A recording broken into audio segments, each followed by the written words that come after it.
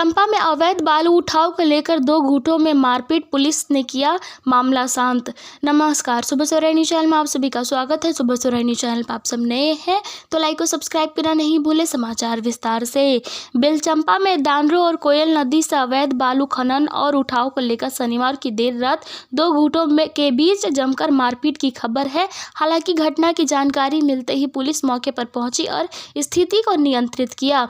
स्थानीय लोगों का कहना है कि बीते सप्ताह में से उक्त क्षेत्र में बड़े पैमाने पर बालू का अवैध कारोबार पुनः शुरू हो गया है। रात भर बालू लदे वाहन गांव की सड़कों पर दौड़ते देखे जा रहे हैं, जिससे लोगों में भय और असुरक्षा का माहौल है।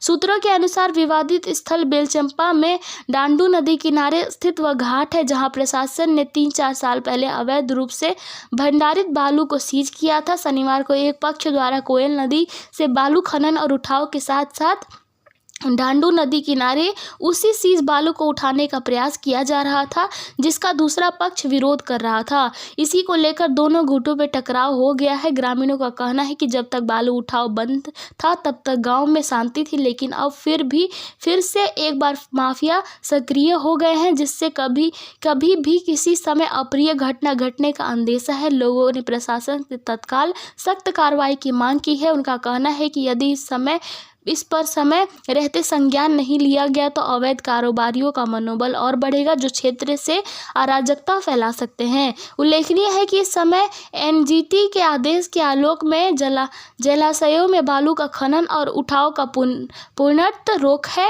अब सवाल उठता है कि इसके बावजूद नदी से बालू के खनन और उठाव कैसे हो रहा है। बेलचंपा में नदी से बालू के अवैध उठाव के दौरान दो गुटों के बीच टकराव कई गंभीर किस्म के सवालों को जन्म दे रहा है। सवाल यह भी है कि इसे रोकने के लिए गठित टास्क फोर्स क्या कर रही है। इस विषय में खनन विभाग का पक्ष जानने के लिए जिले में डीएमओ से फ़ोन पर संपर्क करने का प्रयास किया गया, लेकिन उनके फ़ोन का रिसीव नहीं किए जाने के कारण खनन विभाग का पक्ष नहीं मिल सका।